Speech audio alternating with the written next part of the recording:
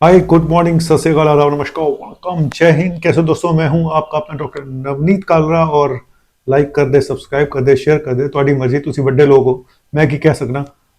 देखो, आज मेरे पास एक जो टॉपिक है वो लोगों की डिमांड पे है। मेडिकल क्रांति मंच जो हमारा है, वहां पे लोगों ने डिमांड करी कि सर, इतने हार्ट अटैक हो रहे हैं, इतने लोगों की डेथ हो रही है, लेकिन इसके डर की वजह से जो एक और बीमारी पैदा हो चुकी है लोगों के अंदर, वो है कार्डियोफोबिया। कार्डियोफोबिया, जी हाँ, जिससे इंसान हार्ट की वजह से नहीं, उसके डर की वजह से मर जाता है। तो आज का टॉपिक है कार्डियोफोबिया। और कौन है इसके लिए जिम्मेदार? क्या मरीज खुद, या डॉक्टर, या और लोग? और क्या इलाज करना है, कैसे ट्रीट करना है ना? तो बने रहिए, मत जाइए। मैं जा रहा हूं आपके हार्ट के लिए एक संजीवनी बूटी लेने के लिए। और आज आपको डराऊंगा नहीं, बल्कि आज आपको डर से बाहर निकालूंगा। थैंक यू वेरी मच, बने रहिए, कई मजे।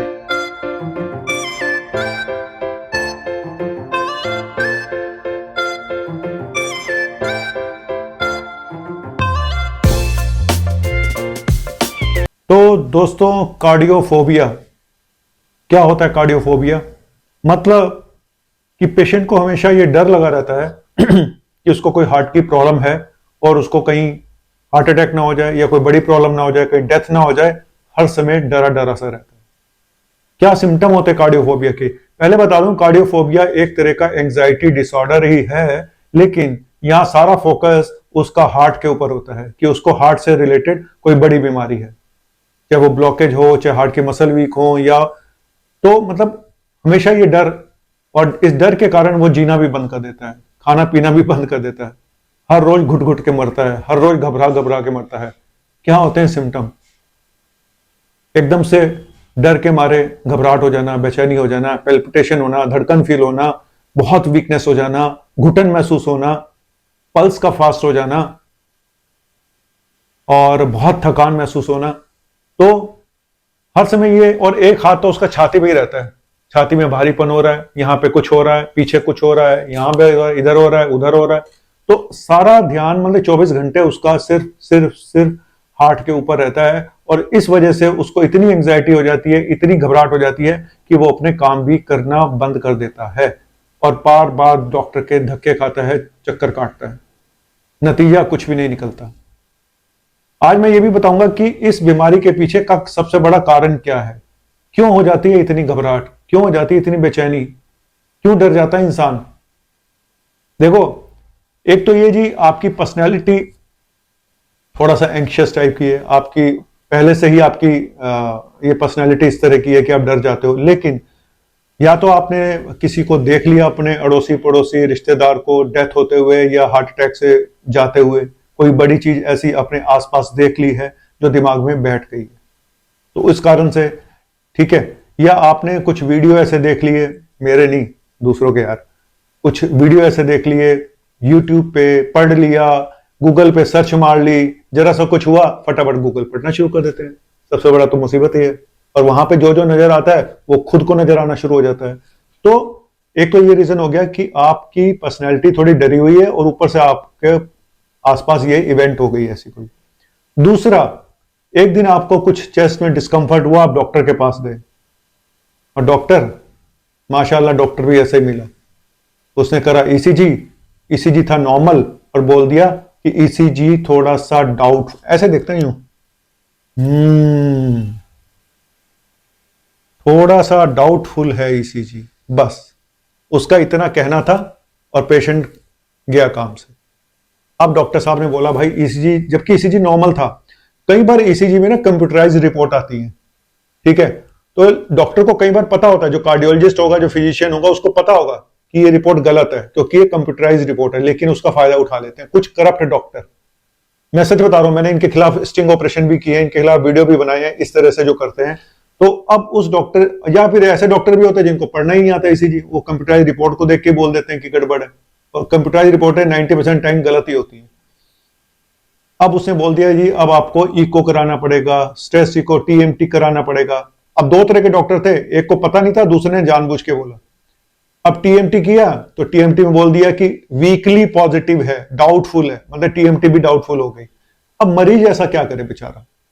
जब तुम मरीज को तुमने डाउट डाल दिया, वो तो पहले से ही डरा हुआ था, अब एक डर तुमने डाल दिया उसके दिमाग में, वो तो गया काम से। जो उसका डर था, वो उसका डर आपने 4 गुना बढ़ा दिया, जबकि उसको कुछ भी नहीं था। इसलिए बोलते हैं कि आपकी आधी बीमारी आपका डॉक्टर बढ़ाता है। अगर डॉक्टर इस तरह के हैं तो अब उसका डर और बढ़ गया। अब वो बार बार टेस्ट कराता है, आज इधर टीएमटी कराया, कल उधर इको कराया, आज इधर टीएमटी कराया। अब माशा अल्लाह एक और आगे मिल गए जनाब, उन्होंने बोल दिया टीएमटी तो पॉजिटिव है, अब आपको एंजियोग्राफी करानी पड़ेगी। बताओ, अब वो डर के मारे एंजियोग्राफी कराना नहीं चाहता। फिर वो फंस जाता है बाबाओं के चक्कर में, उल्टे सीधे। फिर वो और बेवकूफ बनाते हैं, हम आपकी नब्ज ये खोल देंगे, आपकी नाड़ी खोल देंगे, इंजेक्शन लगा देंगे। मैंने बनाया था एक बार, स्टिंग ऑपरेशन किया था कानपुर की एक डॉक्टर साहिबा का, अगर आपको याद हो, जो ऐसे इस तरह से इंजेक्शन खोलने का दावा करती है, जबकि पेशेंट को कुछ था ही नहीं। जब था ही नहीं तो खोलोगे क्या? अब ये मरीज जिसको आपने एंजियोग्राफी भी एडवाइस कर दी, आपने टीएमटी भी फालतू का बोल दिया, तो ये मरीज और डर जाएगा। ये डर डर के जिंदगी जिएगा, सारा दिन परेशान रहेगा, सारा दिन इधर से इधर भागेगा, हर समय लगेगा मौत सामने खड़ी है। क्या करें? करें क्या? इसका कोई इलाज है? जी हां, इलाज है, क्योंकि एक साइकोलॉजिकल प्रॉब्लम है। ये स्ट्रेस एंजाइटी का ही एक दूसरा रूप है। मानसिक रूप से परेशान हो जाता है इंसान इतना कि वो कल को यही जो डर होता है ना, ये आपको सैकड़ों बीमारियां भी दे देता है, सच में दे देता है। जब आप इतने स्ट्रेस में रहोगे तो 2-4 बीमारियां और लग जाती हैं। ठीक है, तो अब क्या करें? मैं ऐसे पेशेंट को बोलता हूं कि भाई, अगर तुम्हें इतना डर लग रहा है ना, मेरे पास तो एक रामबाण इलाज होता है। मैं कहता हूं 2 टेस्ट करा लो, अगर ये नॉर्मल है तो मस्त रहो। क्यों? जब तक ये टेस्ट नहीं होंगे तब तक आपका डर निकलेगा नहीं। कई बार उसके बाद भी नहीं निकलता, लेकिन फिर भी काफी पेशेंट ठीक हो जाते हैं अगर ये 2 टेस्ट करा दो, उनका डर खत्म हो जाता है। पहला इकोकार्डियोग्राफी और दूसरा सीटी कोरोनरी एंजियोग्राफी। सीधी बात है, आप टीएमटी 60 to 70% केसेस में पॉजिटिव आती है सिर्फ। स्ट्रेस इको 70% केसेस में पॉजिटिव आता है सिर्फ, बाकी में नेगेटिव आता है। कई बार फॉल्स पॉजिटिव आते हैं, है ना, 25-30% में तो फॉल्स पॉजिटिव आ जाते हैं, यहां पे है ही नहीं और पॉजिटिव दिखा दिया। तो सीटी कोरोनरी एंजियोग्राफी मुझे लगता है सबसे अच्छा टेस्ट है ऐसे लोगों को जो लोग डरे हुए हैं। क्यों? सारी चीजें सामने आ जाएंगी। ब्लॉकेज है नहीं तो मस्त रहो, फिर किस बात का डर? जब आपको हमने ये कंफर्म कर ही दिया कि ब्लॉकेज नहीं है, फिर आप क्यों डर रहे हो? तो यहां पे एक चीज और है, यहां पे एक तो टेस्ट करा के हमने उसको एश्योर कर दिया कि भाई आपको कोई प्रॉब्लम नहीं है, लेकिन उसके बाद भी अगर वो डरा हुआ है, फिर काम होता है दवाइयों का, फिर काम आता है साइकोथेरेपी का। Psychotherapy, cognitive behaviour therapy, exposure therapy. धीरे धीरे पेशेंट को एक्सपोज किया जाता है कि जिस चीज से वो डर रहा है उसको उसमें ले चलो। अगर उसको लगता है कि मुझे ये प्रॉब्लम हो जाएगी तो उसको उस प्रॉब्लम में लेके चलो, उसको एक्सपोज करो धीरे धीरे। और दवाइयां देनी पड़ती हैं माइंड को शांत करने की, एंजाइटी को शांत करने की। इलाज हार्ट का नहीं करना है, इलाज यहां का करना है। मैं सच बताऊं तो हमारी 80% बीमारियां यहां से शुरू होती हैं। यही आपको बर्बाद करता है, यही आपको आबाद करता है। यही बोलता है भाई कोई बात नहीं, 2-4 सुट्टे मार लोगे तो क्या होगा। यही बोलता है नहीं, सुट्टा नहीं मारना, ठीक है। यही बोलता है कि यार कोई बात नहीं, हफ्ते में एक बार बाहर का खा लिया तो क्या होगा। यही बोलता है नहीं भाई, मुझे महीने में एक बार खाना है बाहर का, या मुझे एक बार भी नहीं खाना है बाहर का। आपको सारे खराब चीजें भी यहां से पता चलती हैं, आपको सब अच्छी चीजें भी यहां से पता चलती हैं। तो मैं कहता हूं ये ठीक तो सब ठीक। आपके चारों हाथ पैर काम कर रहे हैं, आपका ब्रेन काम कर रहा है, आप कुछ भी कर सकते हो। तो कहते हैं डर लगे तो गाना गा, पुराना एक पिक्चर का गाना था, डर लगे तो गाना गा, ठीक है। और मैं भी आज यही बोलूंगा कि डर लगे तो गाना गा या मेरे पास आ जा, सच बता रहा हूं। और अपने आप को बिजी रखो। बहुत सारे पेशेंट की ये हिस्ट्री भी होती है, सर जब बिजी रहते हैं तो ठीक रहते हैं, तब तो कुछ नहीं होता। या एक ये भी हिस्ट्री होती है, जब दिल्ली से बाहर चले जाते हैं घूमने फिरने, तब भी कुछ नहीं होता।